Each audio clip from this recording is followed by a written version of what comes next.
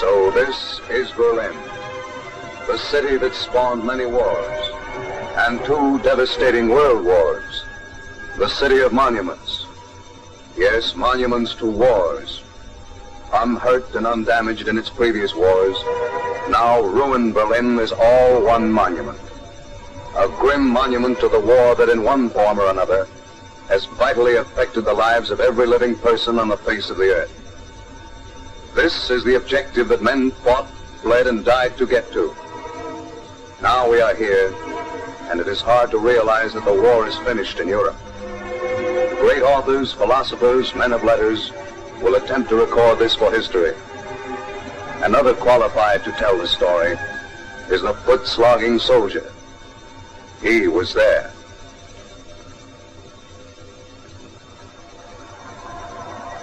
Well, here it was at last. An official. Germany had tossed in the towel. People were letting off steam and having themselves one whale at a time. The way I figure, they'd earned it.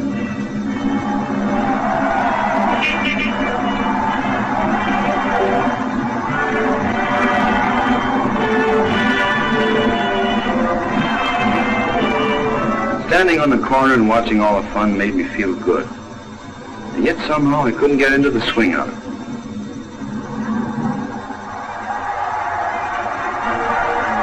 I guess I felt mixed up inside. Kept thinking of all the things that had gone on before. All those months of training in the States. Training and, of course, marching. Seems like that went on all the time.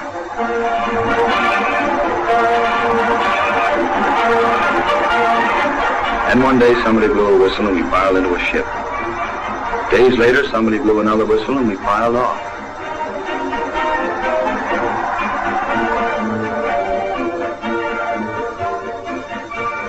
Then we were training and marching all over again. Only now it wasn't Louisiana or Missouri. It was England.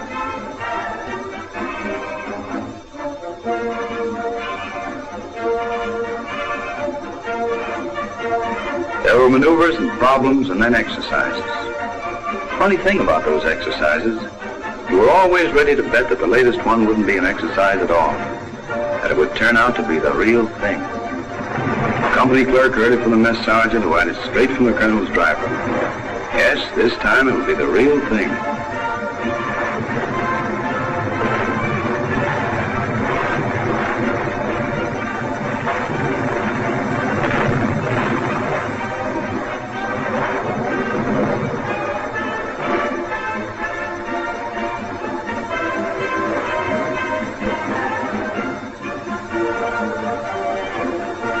No matter how many times you were wrong, you were always ready to bet on the next one. It was the real thing for the fellows in the Air Force. They were out mauling the enemy, tearing up his marshalling yards and depots, smashing his factories, knocking out everything that kept his machine moving.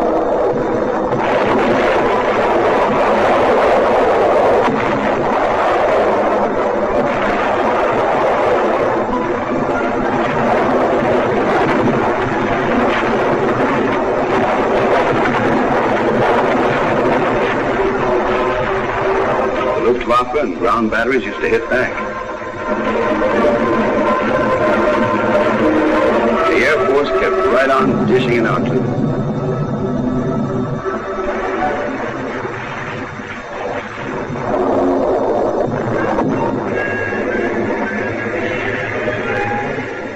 All those months, supplies kept pouring in. Mountains of them.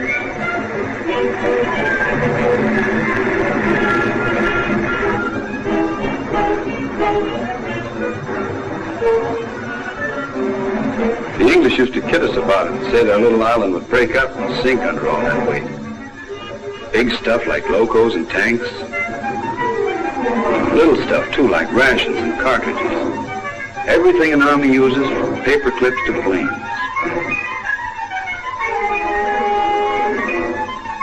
Lots of planes.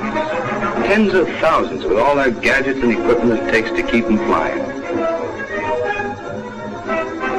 We needed a lot, too, because now the Nazi machine itself was to be hammered, and the Luftwaffe written off the books.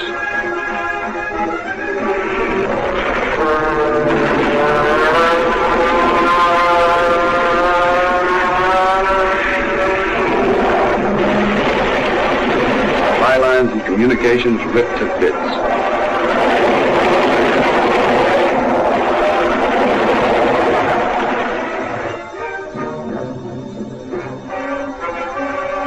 It wouldn't be long now. You knew that when you saw the southern coast. Dinghies and destroyers, corvettes and cruisers, anything that would float was out there waiting.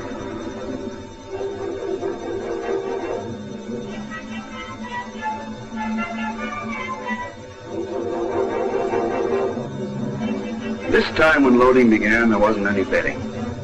Couldn't find any takers. This time it was the real thing.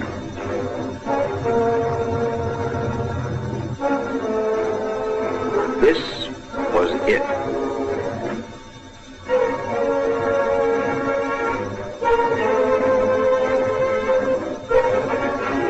It felt good to be doing something after all that time hanging around the embarkation area. So good you didn't worry about what might happen next.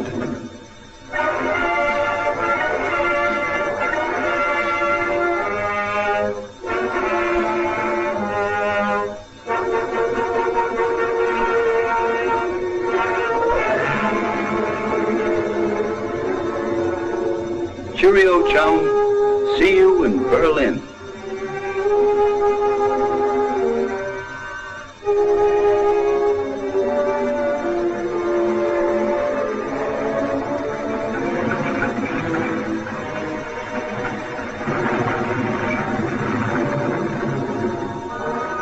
It was a tough job and complicated. Those Navy men sure knew how to handle it, but we hadn't seen anything yet.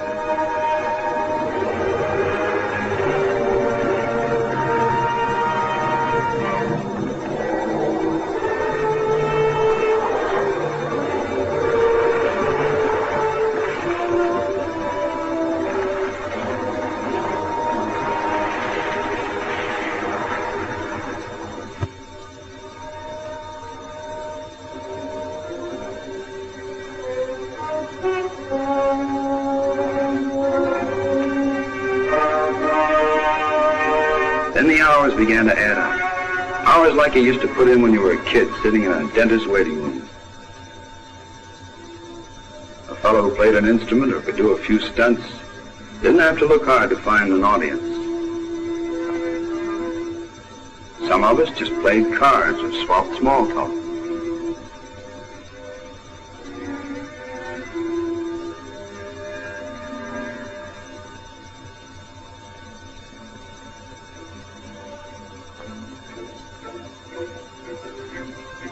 And there were eager beavers, too.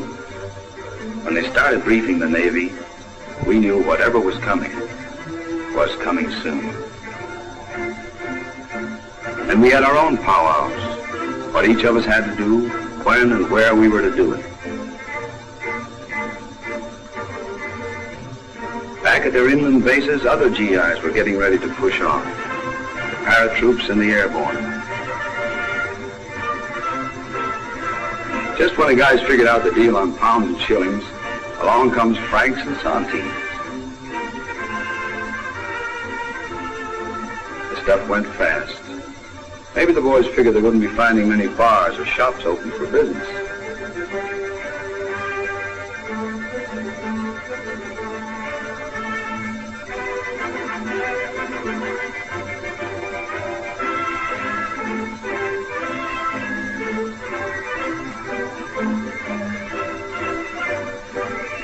Pretty soon, the men began to drop out of the games.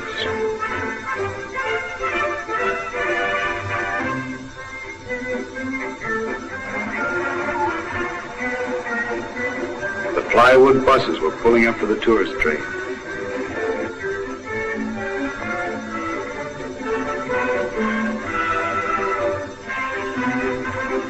Then the big boss himself showed up.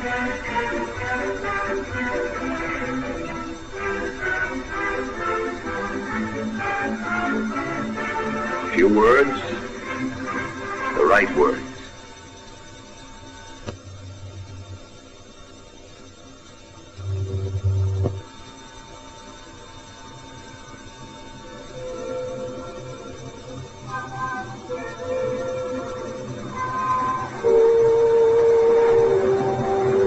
Not where we were lying. flying, more and more shipping was on the move.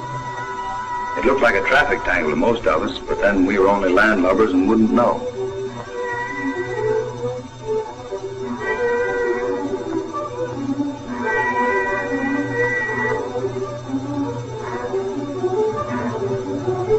The go-ahead signal was given the men who waited in planes and gliders.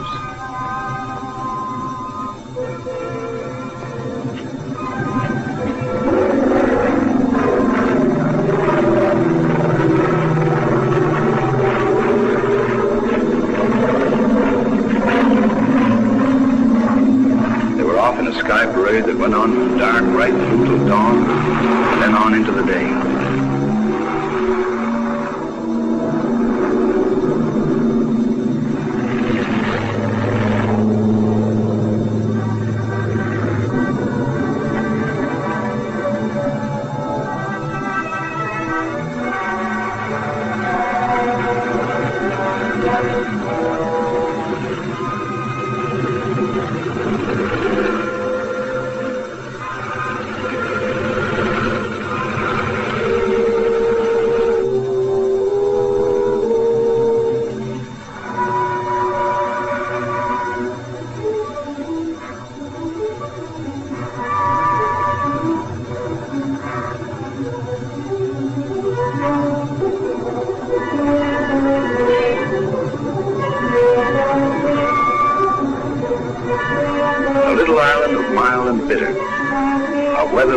Kid about, of tidy farms and narrow lanes, was getting smaller and slipping away.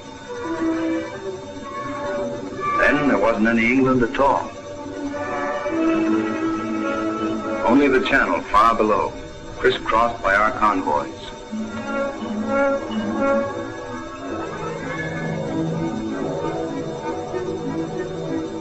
When we heard the motors or spotted them overhead, we knew it was time to stop counting those hours.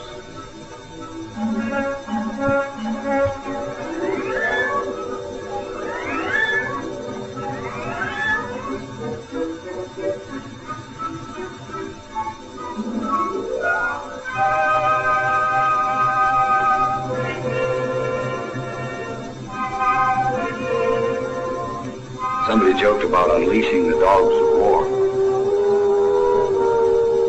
There was nice courage in a cigarette. And in the air cover we'd all been hearing about and now could see for ourselves.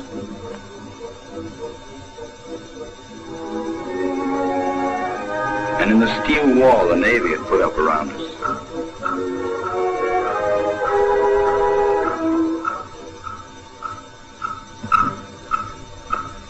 And in ourselves.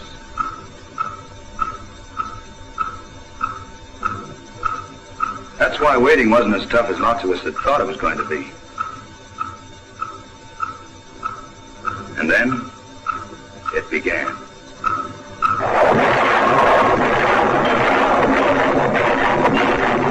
It was the Navy's show.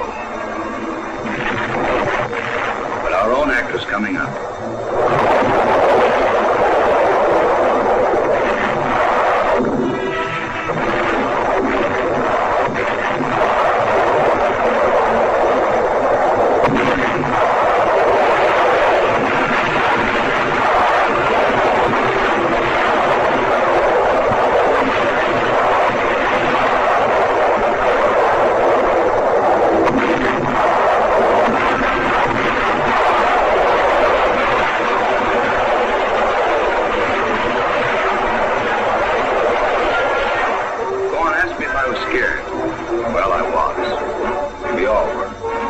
That made things easier.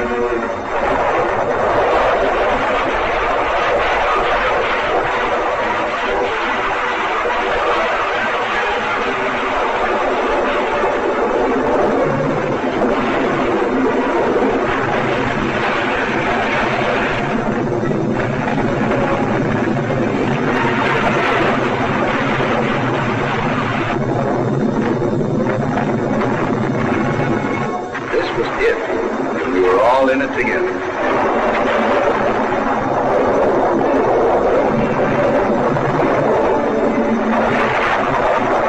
This was what we'd been planning and training for.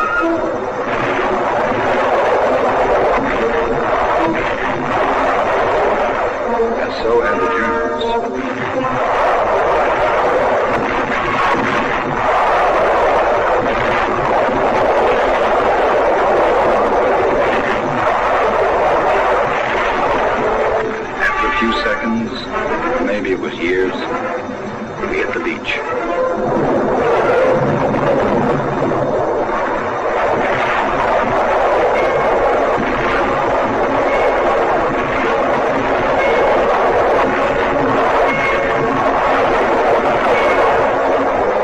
We were still in it together, those of us who made it.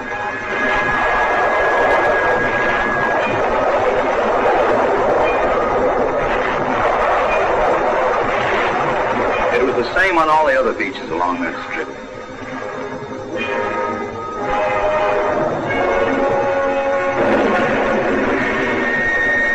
We'd proved something too. I mean to ourselves. Now we meant to hold on.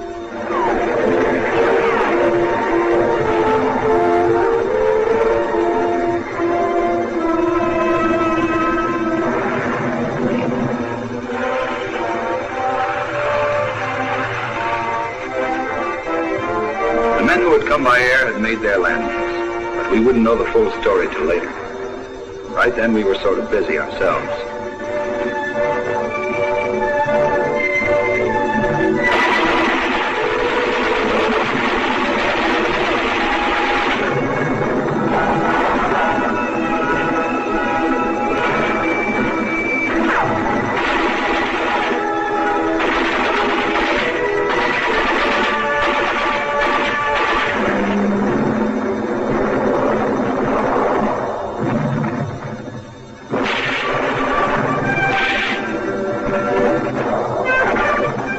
Troops and airborne had been hacking away at the enemy behind his lines. They'd taken their first prisoners before we landed and met up with their first friends. Taken their first trophies, too, we Yanks call souvenirs.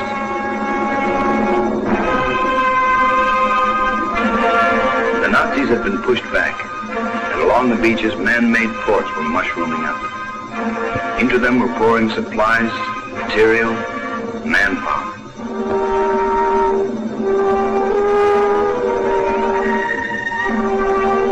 Out of them were streaming the men who used to sing, "We sail against England." They were heading for England, all right, but nobody was singing. Our own men kept coming ashore, reinforcements for those who were pushing on, replacements for those who couldn't.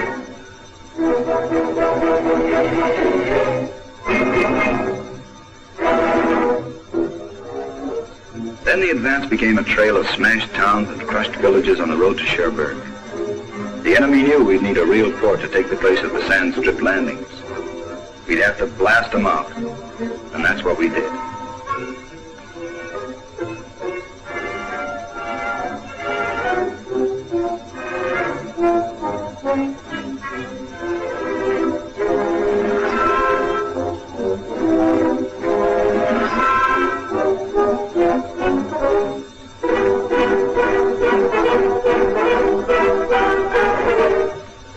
Homes you had to flatten. It made you feel good to come across plenty who understood why. Who knew you came as friends.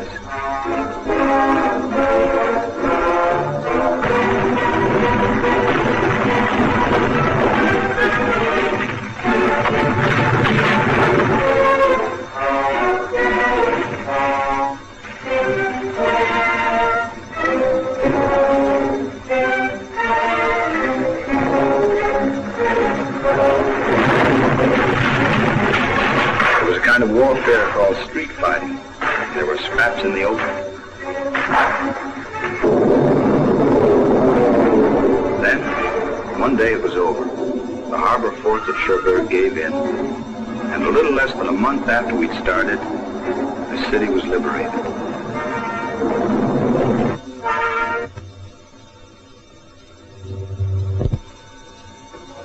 Our first real haul in top German brass surrendered to General Collins. We had an old-fashioned 4th of July with fireworks, or adult.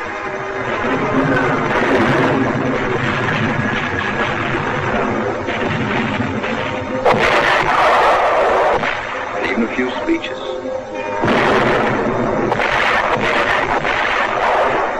French are a funny people. They celebrate their 4th of July on the 14th and they call it Bastille Day.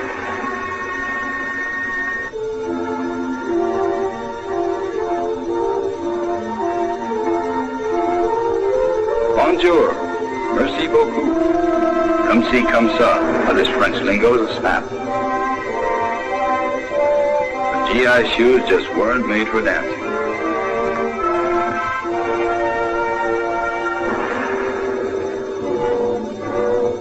And so we started out again.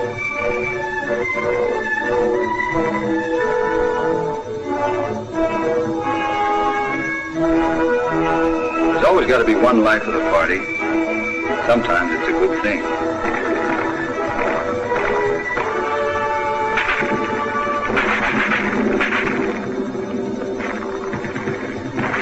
This party was what they called the Battle of the Hedgerows.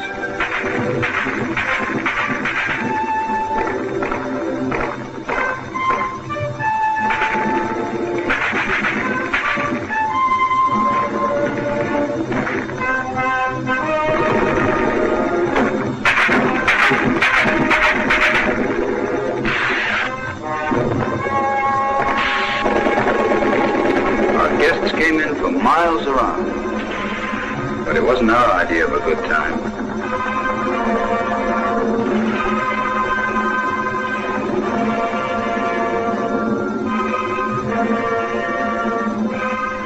There was always a hedgerow behind you and one up ahead.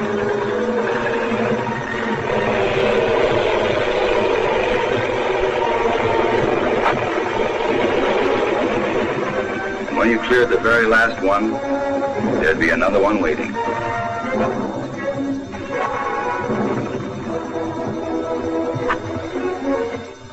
No, it wasn't our idea of a good time. Sometimes there were breaks. They might even last a day or two when you could almost forget burp guns, 88s, and snipers.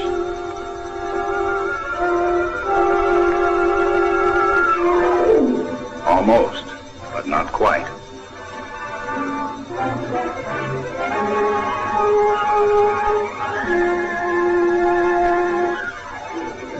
Not if you had any brains under your iron hat.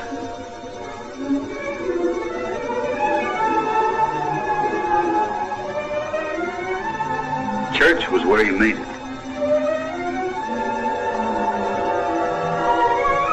And religion meant more to the men who believed. I guess that was because we never knew what might be coming up next.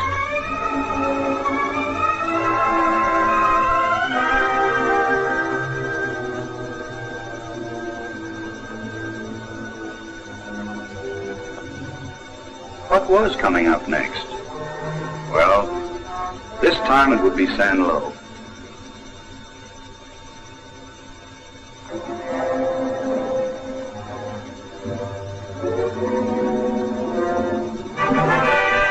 Be an artillery barrage. Like marching with us, there was the same old routine for those fellas every time they set up. Maybe hours getting ready to fire 5 rounds, and all the while staying put in one spot, like clay pigeons.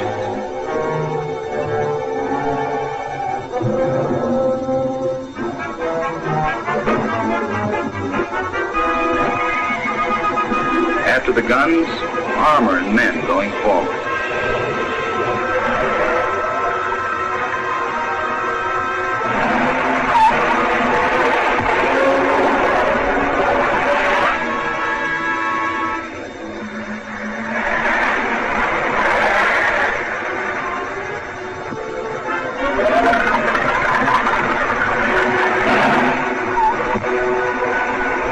Then edging into the town itself.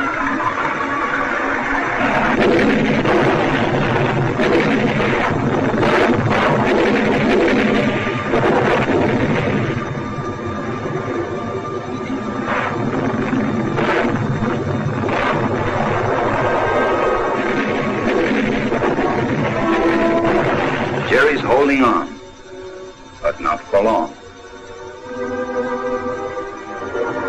And the Air Force coming in to hammer them loose from above.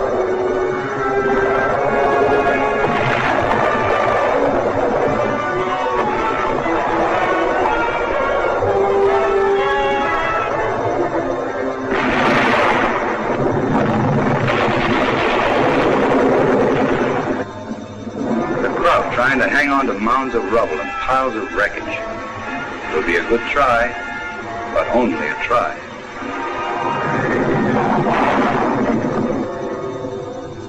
Then, Finis. And Sanlo added to that list of smashed villages and towns.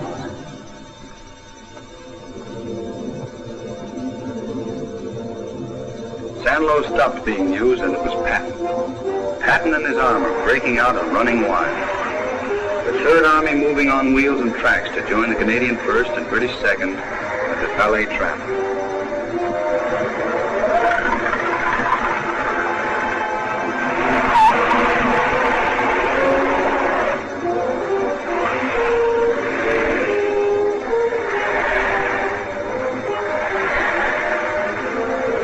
Us, we went on like before, using foot power.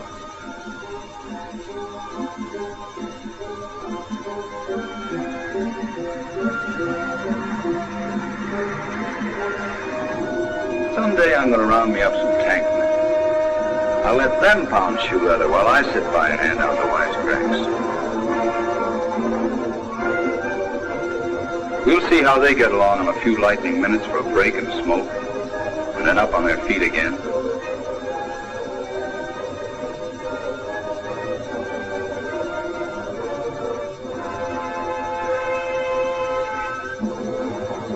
That's what it was for us.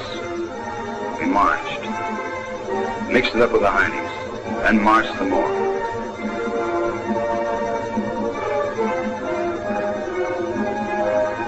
We marched clear across France, marched right into Paris. Then we had a parade.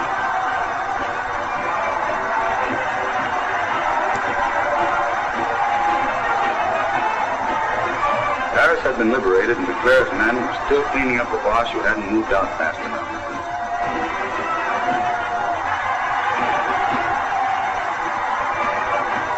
It was like a hometown welcome along the Champs-Élysées.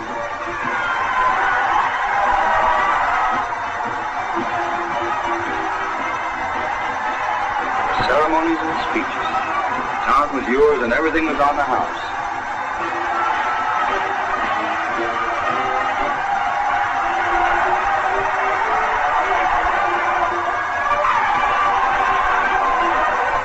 Just a place to settle down for a good time and a little rest.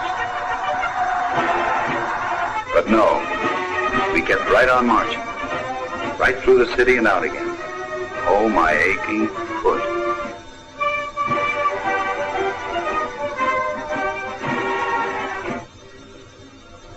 There were other GI shoes pounding the French roads now. After a surprise Mediterranean landing, the 7th Army, fresh from action in Italy, had swept up the valley of the Rhone.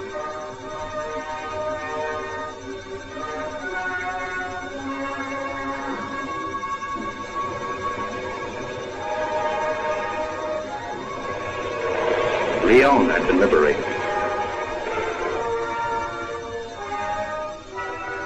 For us, there were more towns with names you couldn't pronounce, and that all looked alike.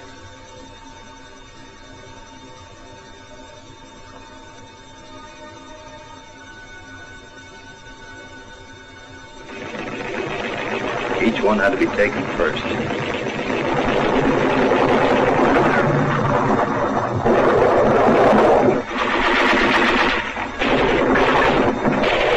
And that's why they all came to us.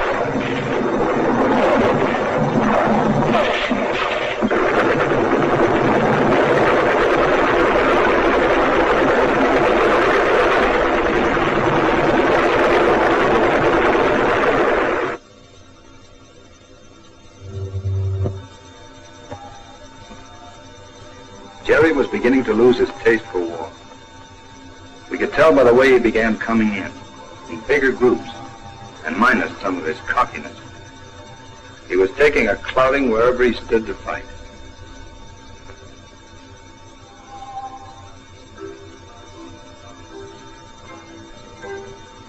Or where he tried to run away. He was learning how it feels to be on the receiving end, and he didn't like it.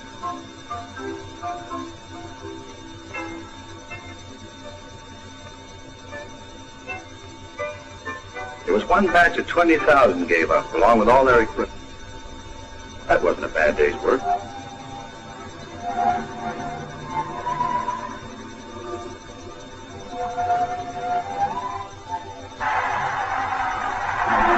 Between jobs, we kept right on marching. France was behind us, and we were in Belgium, in Luxembourg, and in Holland. You could even hear that old line coming to life again. Home by Christmas.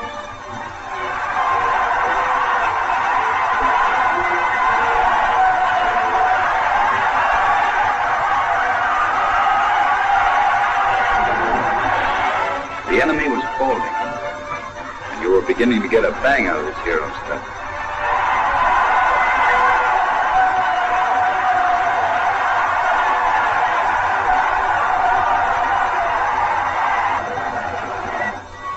It was doggone nice. That's not all that was nice. Camp shows and lovelies from back home were catching up with us.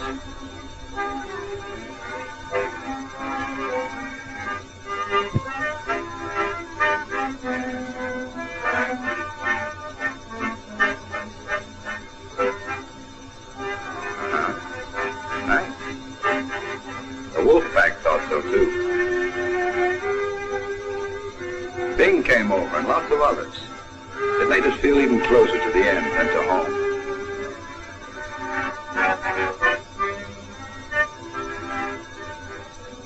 Ike and Monty had come around and everybody knew something big was cooking. Maybe that knockout punch.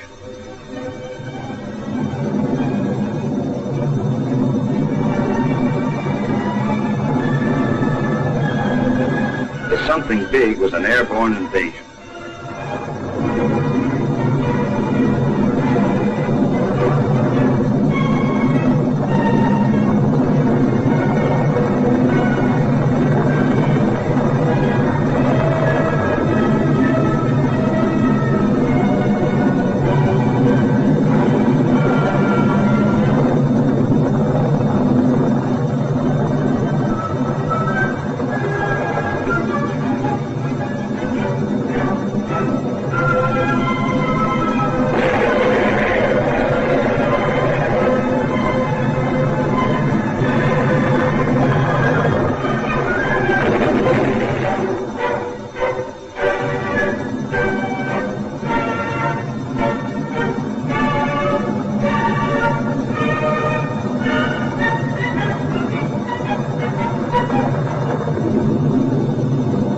Like civilians in the world outside, we held our breath and waited for the news.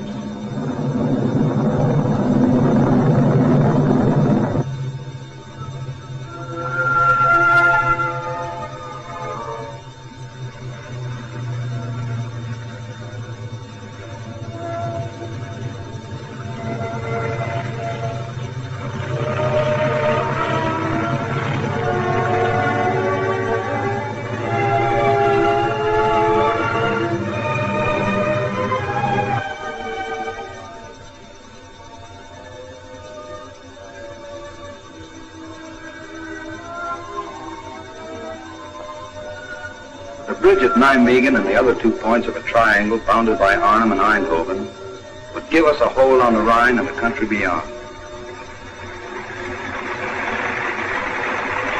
The link-up of the British and General Dempsey's men, the defense of the Iron Pocket, would become history. It was a hard one to lose, and it pulled us up short. Heine hadn't thrown in his chips yet.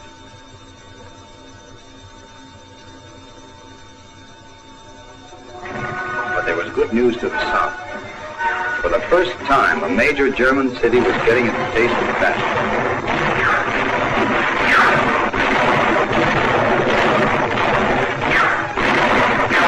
Assault by artillery and from the air was going to do for Aachen what had been done to all those little French towns and villages.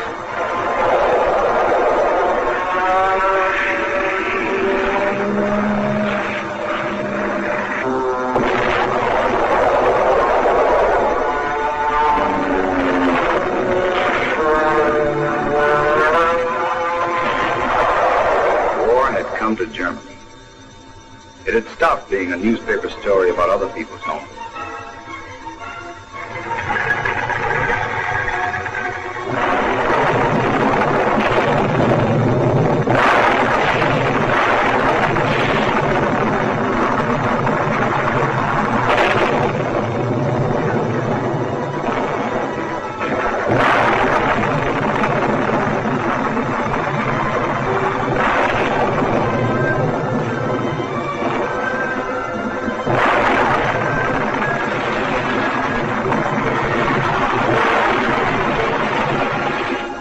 because it was home, the crowds held on and fought back.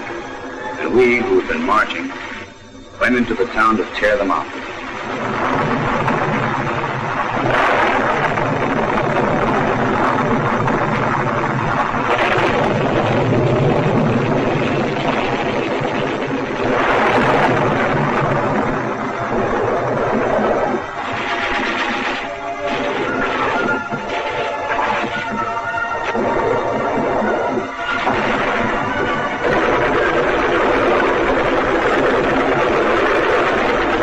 Tore them out, and that took care of Aachen.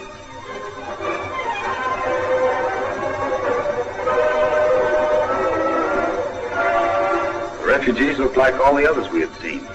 Maybe some of us even felt a little sorry for them, because we didn't know then a lot of things we were going to learn later.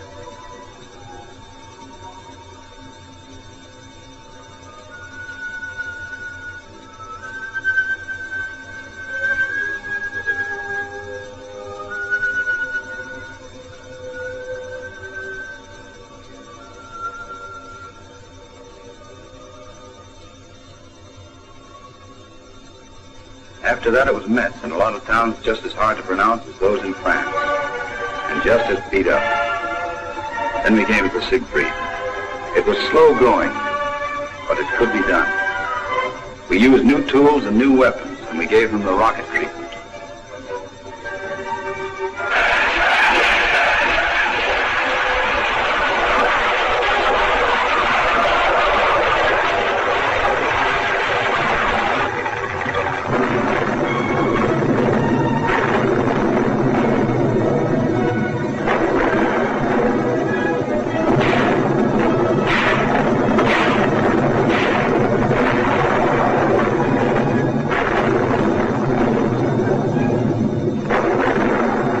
The Nazis decided life could be beautiful on the other side of those launches.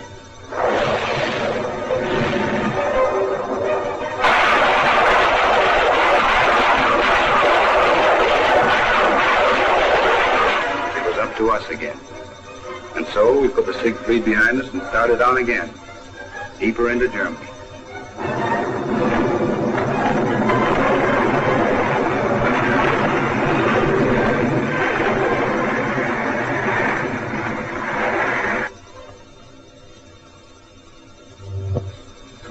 We weren't heroes now. We were hoodlums, gangsters, just like the Führer had said.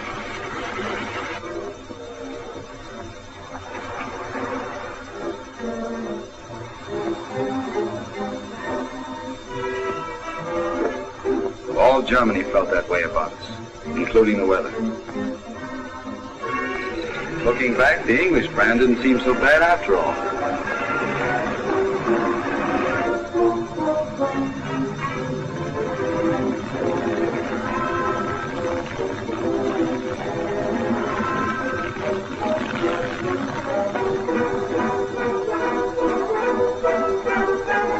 Sometimes a fellow should have stood in bed and had his meal served there, too.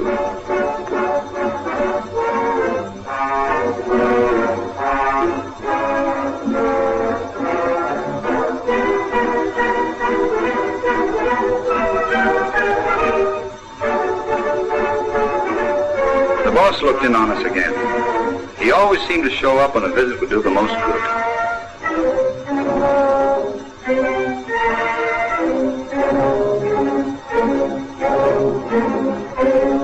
Wherever they could, the Heinies used to help out the weather by pushing over a few dams.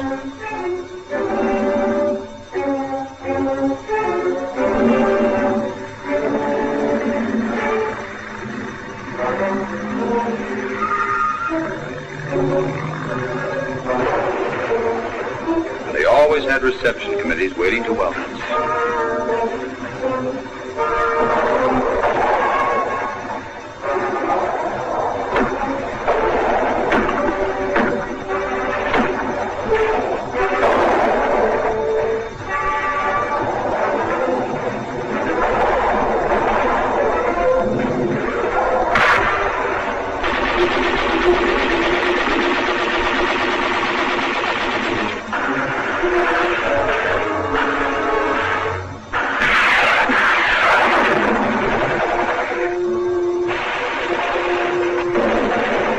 played too rough, the way some of them carried on.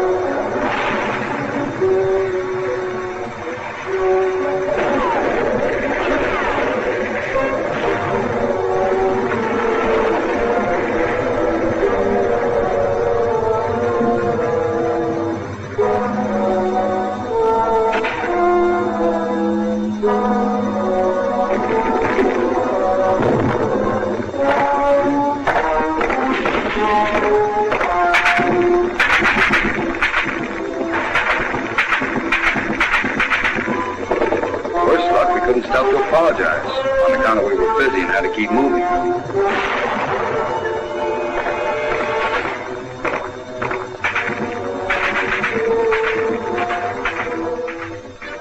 One day we passed some nurses with a liberated sled. It was a reminder that the holidays were just around the corner, and the young man's mind just naturally turned to his winter wardrobe.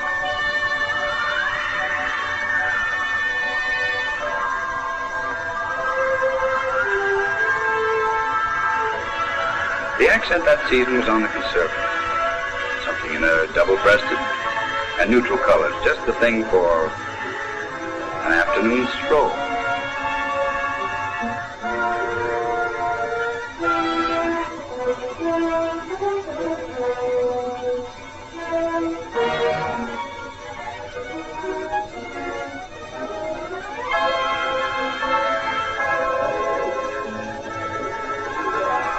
Thanksgiving came, featured by dinner parties, K&C rations for most.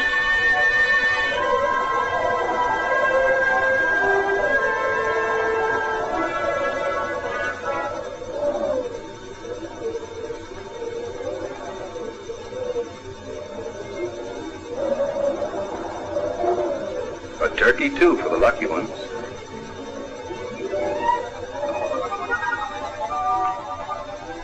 After dinner, everyone turned out to see Army play Army.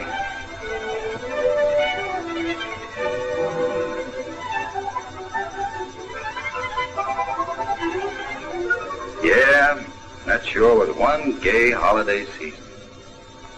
There was a strip of land called the Herchen Forest that had to be fine-combed before we were out in the clear.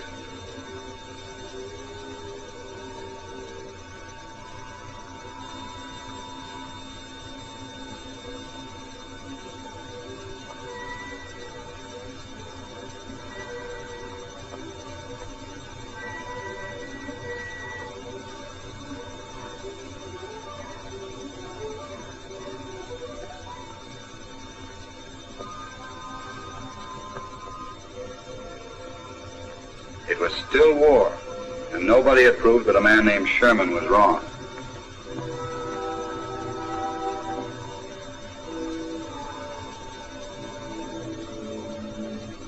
The holiday season was winding up, and if your outfit wasn't on the move, you made little plans.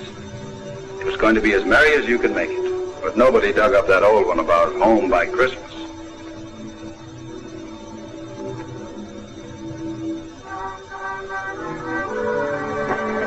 For most of us, a Merry Christmas never did come off. The Krauts had pulled another one out of the hat. The Ardennes breakthrough.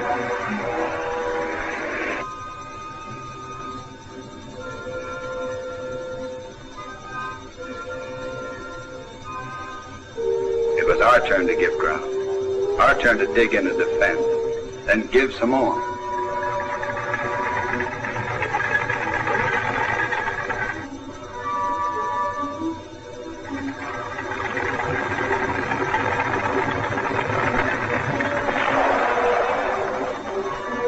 People who had come back to their villages were on the roads again. The Boche was coming back. They knew what that would mean.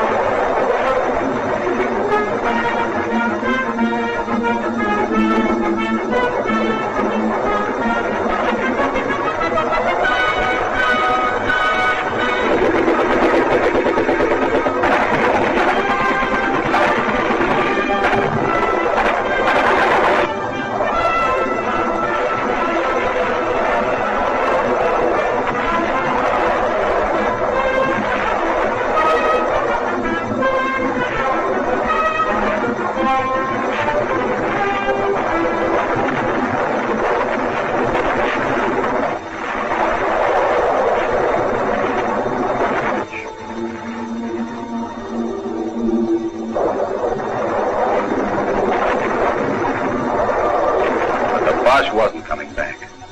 At a place called Bastogne, he was going to be stopped cold.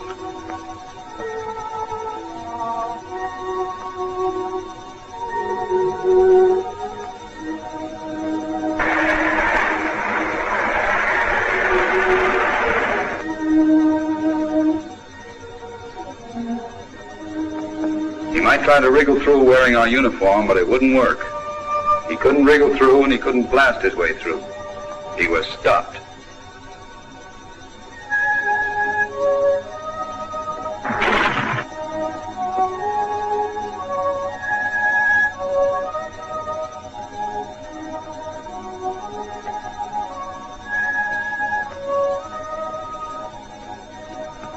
Not only that, but he was going back where he came from. We were going over to the offensive, and we were going to stay on.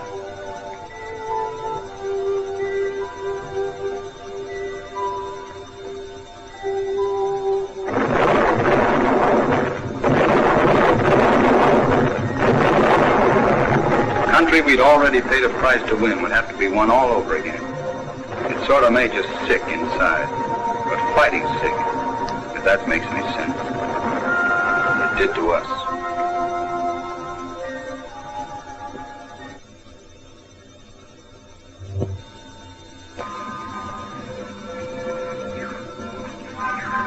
It was slow going, and we were fighting for ground that could be measured in half acres, sometimes no bigger than a truck farm or a garden plot.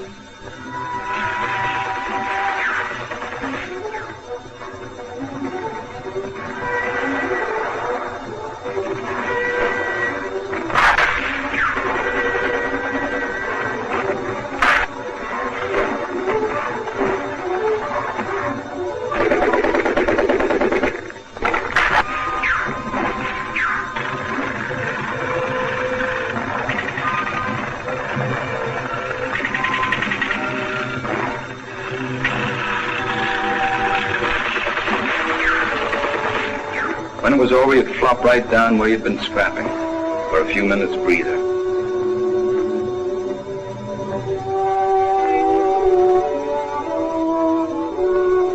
Then go on to clear another patch or push the Nazi down another hill. You could go out and fight an enemy who had a gun if you had a gun. But fighting winter was tougher.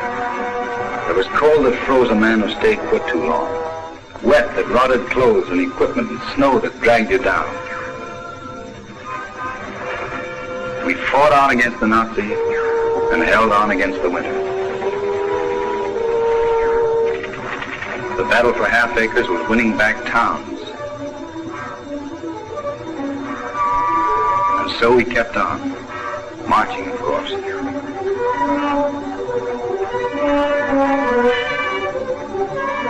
A full-scale offensive was growing out of the counterattack.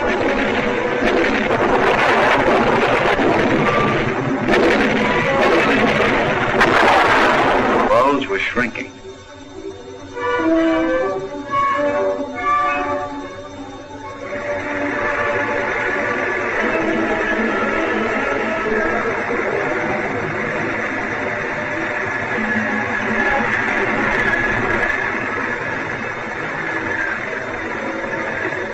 We were going forward again, and that helped ease the ache of dog-tired feet, legs, and bodies.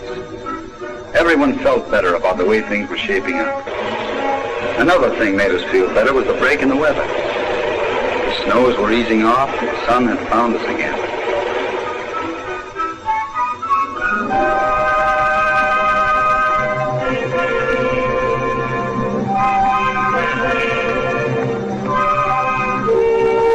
That weather was just what the doctor ordered. Yeah, good old Doc Goebbels.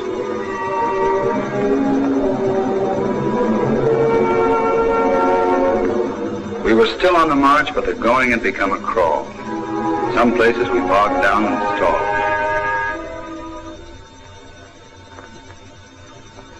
Sure, the bulge was growing smaller and we were getting a good bag every day. But our own hitting power was shrinking too. The weather that Doc Goebbels had ordered was stopping us. The wheels that had to bring us equipment, ammo, medical supplies were stuck fast in mud.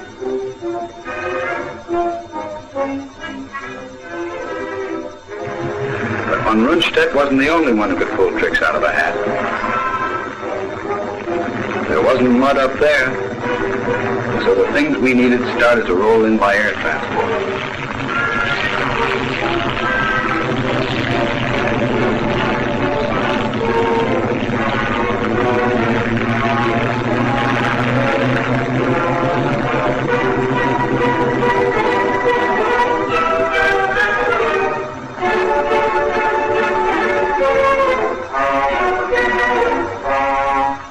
We licked the weather the doc had ordered,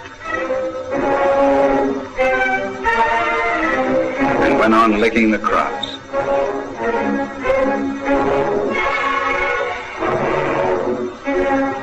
It must have been a pretty good job, too, because pretty soon there was no more bulge, and the only heinies left were real well-behaved and didn't give us any trouble at all.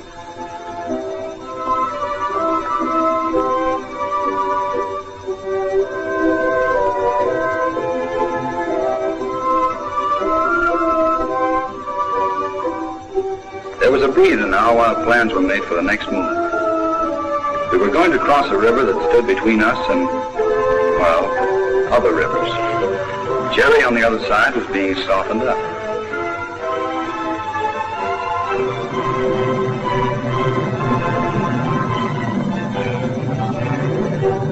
What was left of the Luftwaffe was to be chalked off too. We liked that.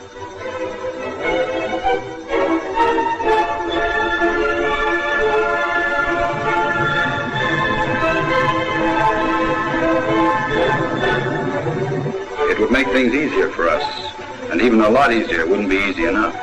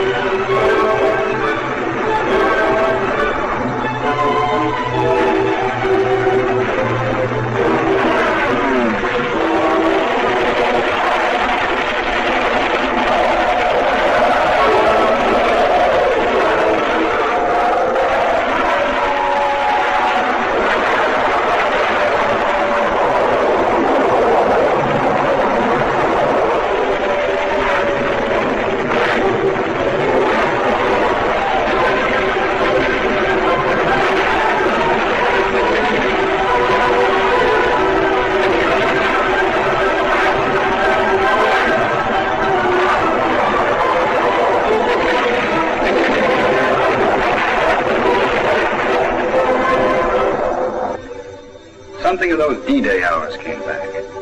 We were all in it together. Sad sacks from the repo depots and old vets right out of Malden.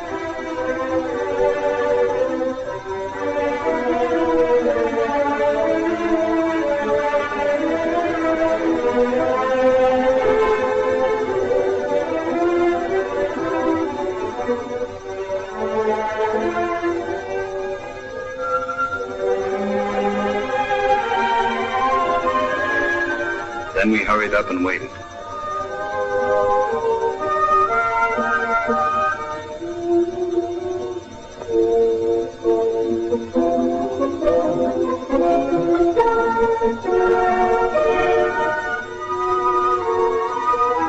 If you were smart, you caught up on a bit of shut-eye because there wouldn't be much sleep all that night.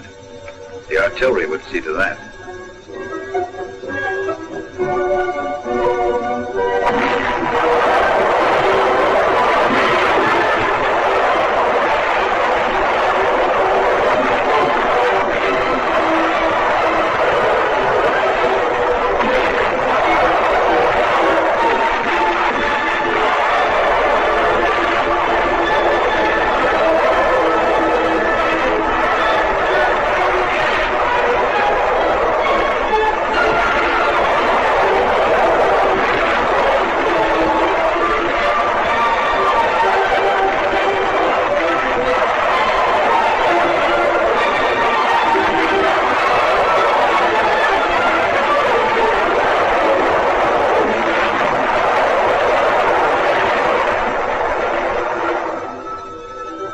somebody started smoking French tobacco.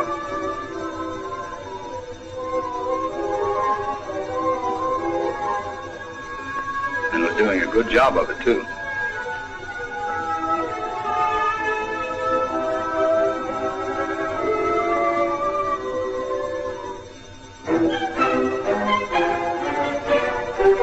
Under that chemical blanket, the tubs could be hauled down to the river.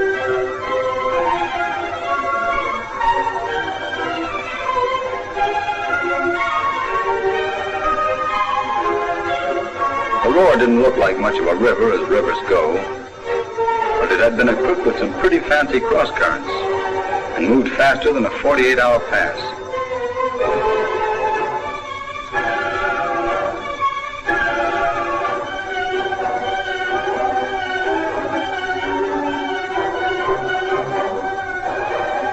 Folks on the other side weren't very friendly. They threw things at us and tried to keep us from landing, but we wanted to, and that's what we did.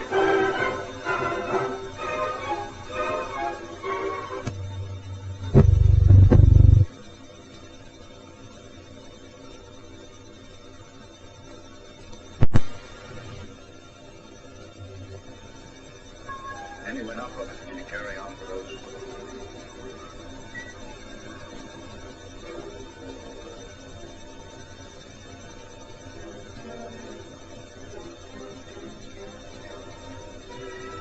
The engineers who had been working through the night were still at it during the day, trying to get dry crossings laid down. You couldn't tell them that the Roar wasn't much of a river, as rivers go.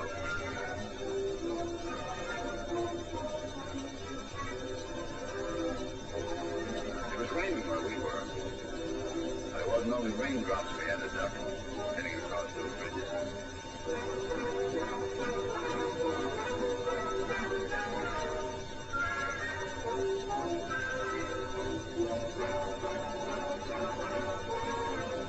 Gosh, someone could get hurt. There wasn't much left on the far side, but enough for the enemy to dig in and make things unpleasant. The fellow had to keep his eyes open every minute. Even so, crouched behind a pile of rubbish could let him have it.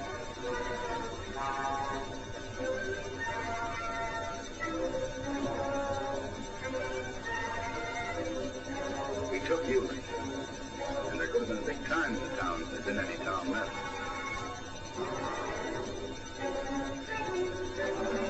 Matter of fact, there wasn't much time. The heavy stuff was getting across the Roar, catching up with us and going on ahead.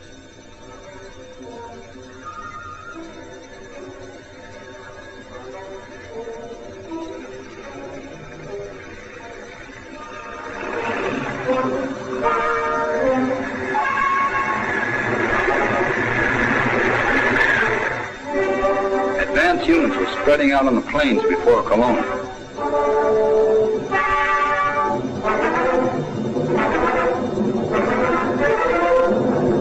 That country was just made for tanks.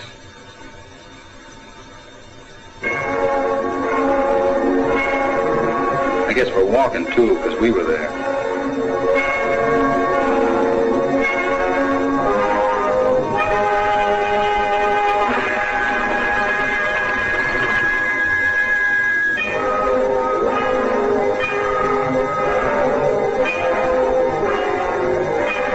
Yeah, I love a parade. Flags flying, bands playing, and crowds cheering.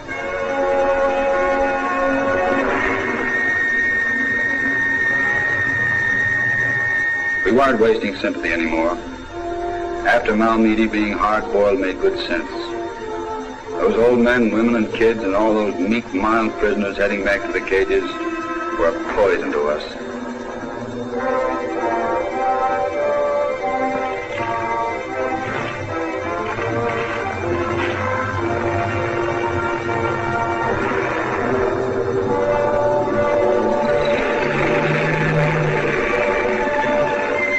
He wasn't ready to give up Cologne. It was too important a town. So we brought up some new arguments to help change his mind.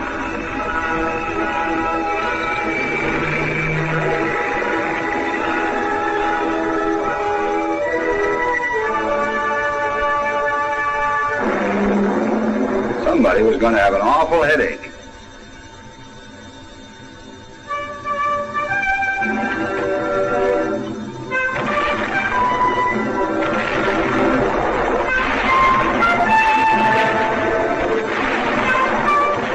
people. They even laughed at their own neighbors being killed. After the guns, it was up to us again.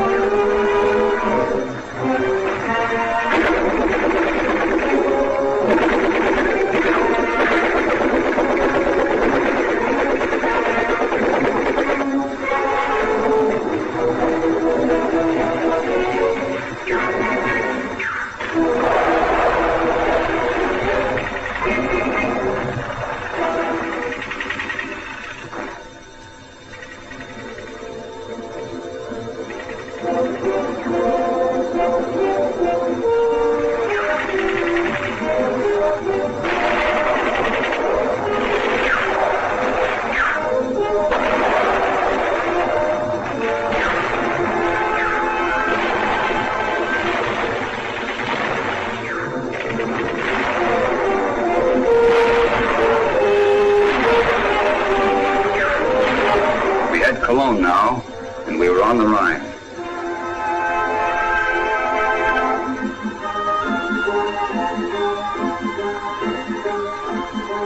Big news broke at Remagen. Call it a lucky break if you want, but the way I figure, everything that happens is a break. Only it takes somebody on his toes to turn it into a lucky one.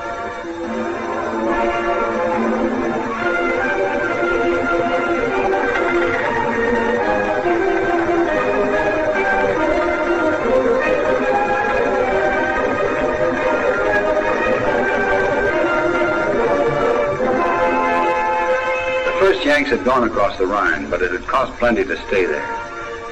Old-timers who'd seen action in Italy said it was like Anzio. The medics had a job on their hands, but it had always been a job from D-Day on. It took guts to go out where things were popping the way they did. The Red Cross might be a protective marker, and again, it might be a nice, clean target, easy to spot.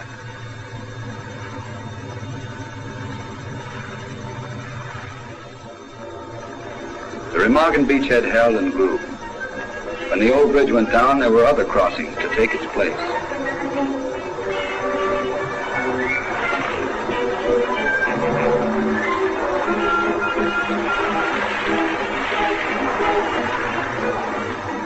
When we finished, the only thing German on the other side was some valentines left behind by the local comic.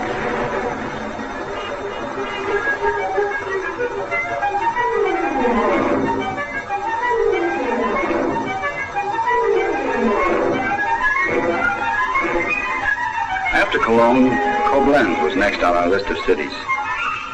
We were teaching the crowd that anything he tried to defend was going to be smashed. He should have learned fast because it was a lesson out of his own book.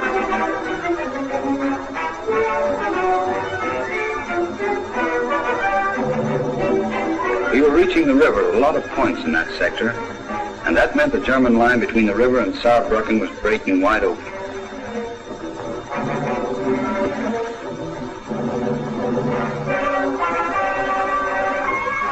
Before we could take advantage of it, though, there would be plenty of cleaning up to do. There were towns that had been bypassed.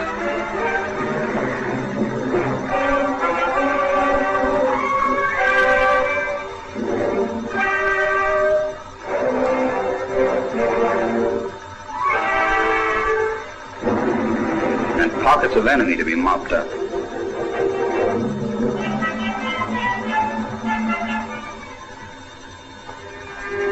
The job was finished and we waited for the next round. There was time out for a little fun. Horseplay, I suppose you'd call it.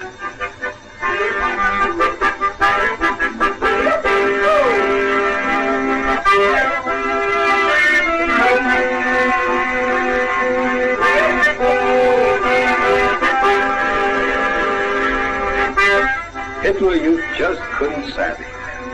Adolf had never mentioned rodeos.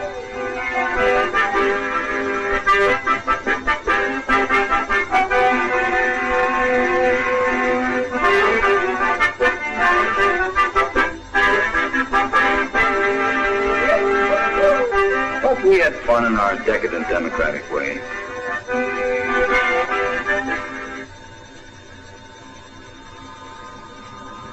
The new move was shaping up, and everybody knew it was to be another of those combined operations. Most everybody had a good hunch, too, where it was going to be pulled. It was going to be the swell show put up at Nijmegen, and it was going to be that knockout punch we'd all been sweating out.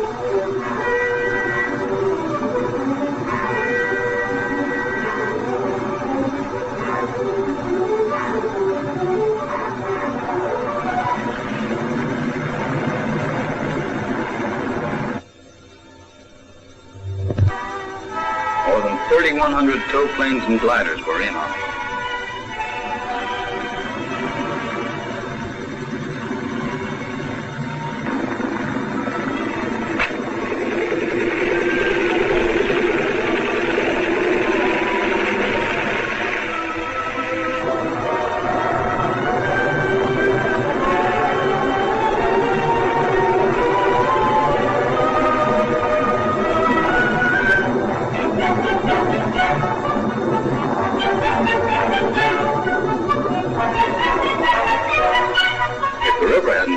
We would have walked like we always did.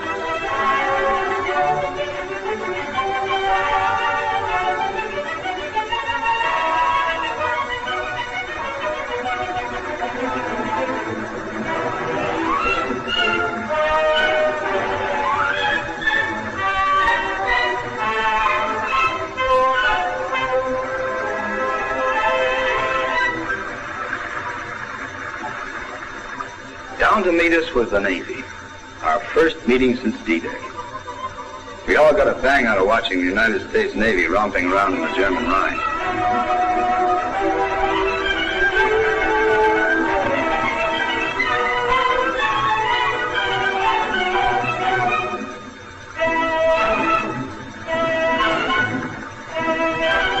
Well, maybe romping isn't the word. The crossing might have been a pushover some places, but at other points the crowd was pretty sore about his sacred German river and all that sacred German soil behind it.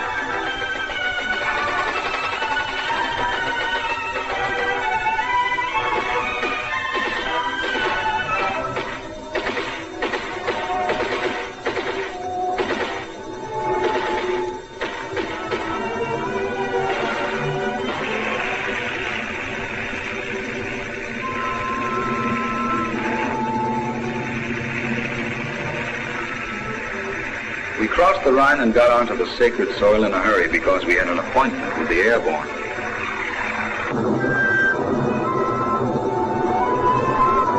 They were coming over in droves.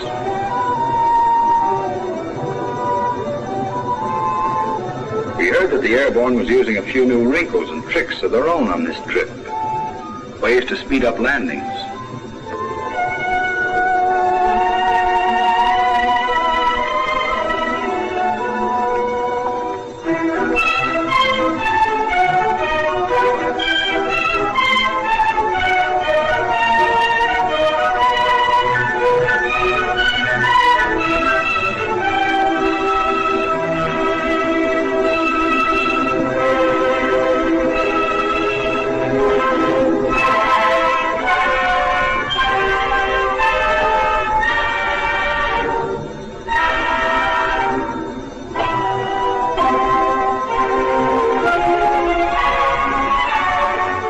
Bridgeheads were secure, and the engineers had worked out some new twists too, besides using the old ones for getting more manpower over.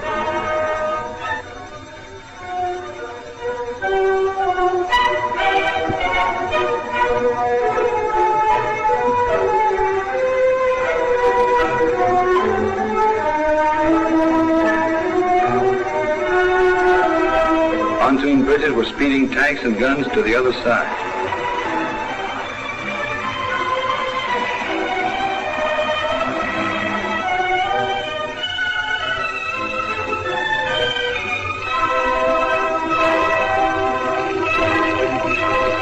This was that knockout punch, all right, and there was plenty of steam behind it.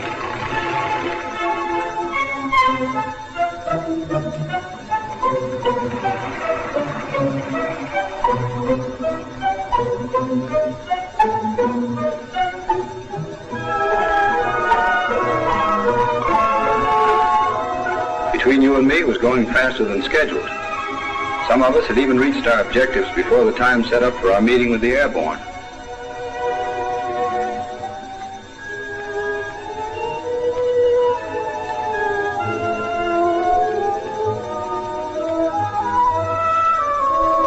More and more Heinies were deciding that a soldier's life isn't the easy way to make a living. There were so many, it seemed like Adolf couldn't have any left, and that he'd really scraped the bottom of the barrel this time. Old guys and kids and whatever the Krauts call their 4Fs, along with the trained killers.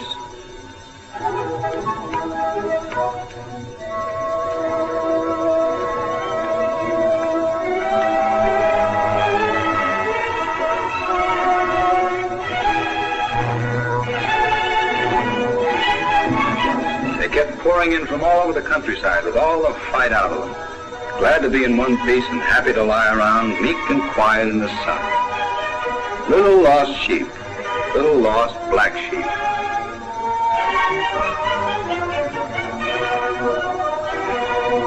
The old lesson of resist and be smashed had to be taught to another corner of the Germany that was going to last 1,000 years.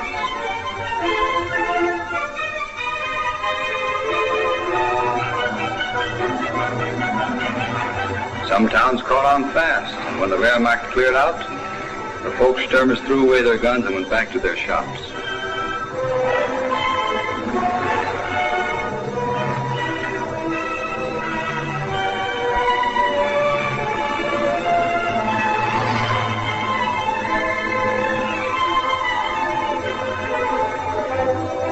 But others didn't. The homes of millions had been crushed like this, and these same people had laughed and cheered. Now German women were learning to cry, like the women of all those other countries.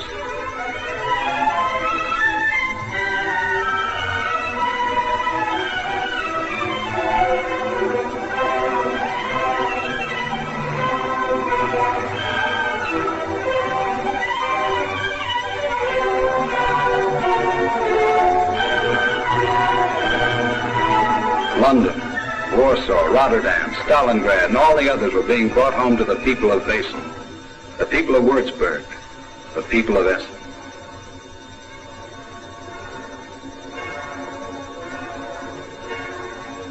Essen, where the Krupp family had manufactured all that death and destruction. The planes which had carried so much of that death and destruction littered the country wherever we went.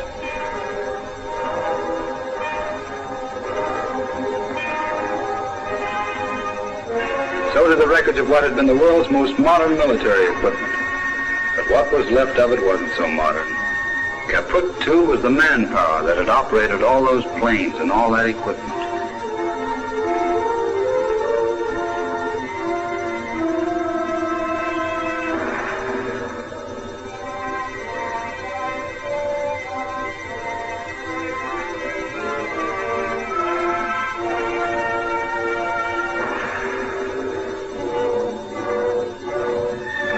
Getting close to the final curtain.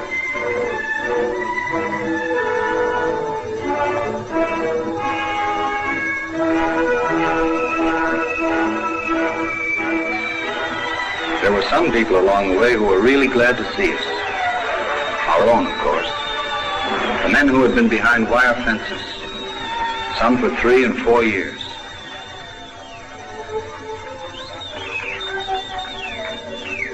For many of them, we'd come too late.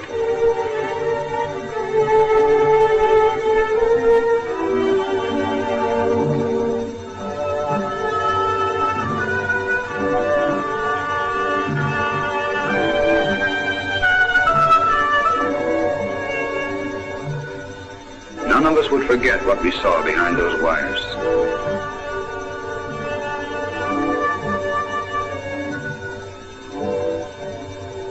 Germans worked next to them in factories and fields, saw them marched from and to the camps each day, helped guard them.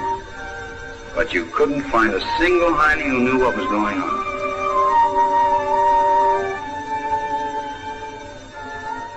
There they were, starved, beaten, tortured, and killed. But nobody had done it. was just some of that wicked anti-Nazi propaganda.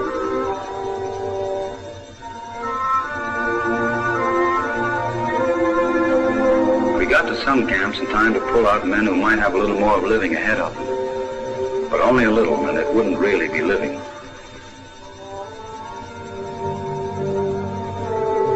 Adolf had ended poverty in Germany for Germans. We knew how.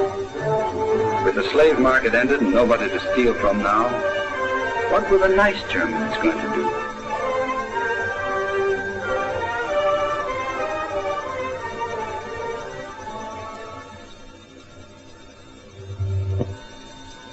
Why, sure, they'd steal from each other.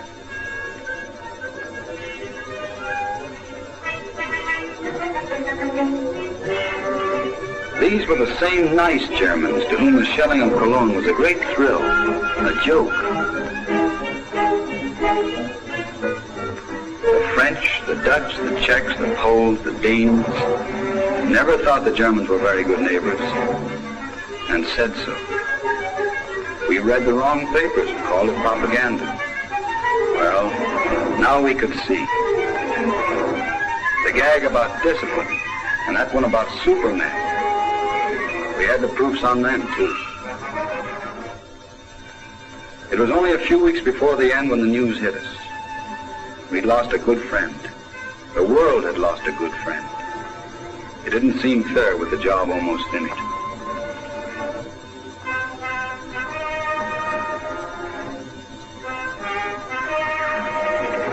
We went on to finish it. Cities like Magdeburg, Nuremberg, and Leipzig were cleared of diehards.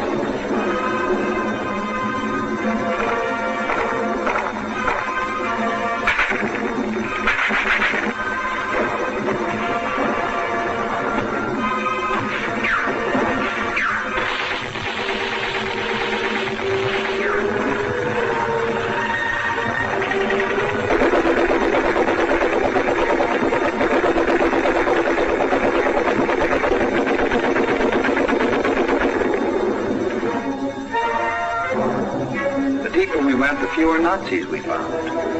Some places there were only nice Germans who were glad to see us. Then one day we came to a river. And on the other side of the river were the Russians. Maybe that wasn't a day. It meant the job was done. No more heinies up ahead, only friends.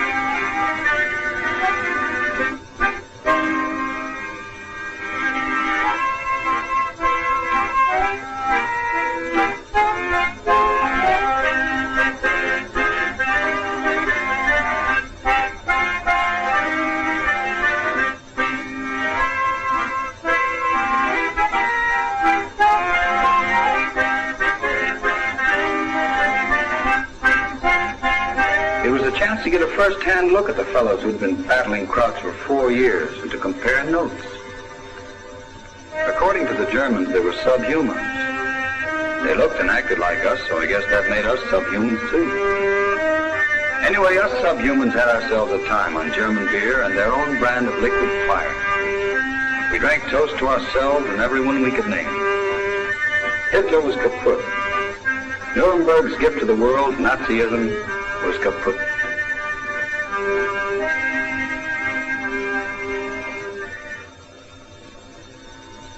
And the big ballyhoo park where the new order got started looked just like another good place to throw old razor blades.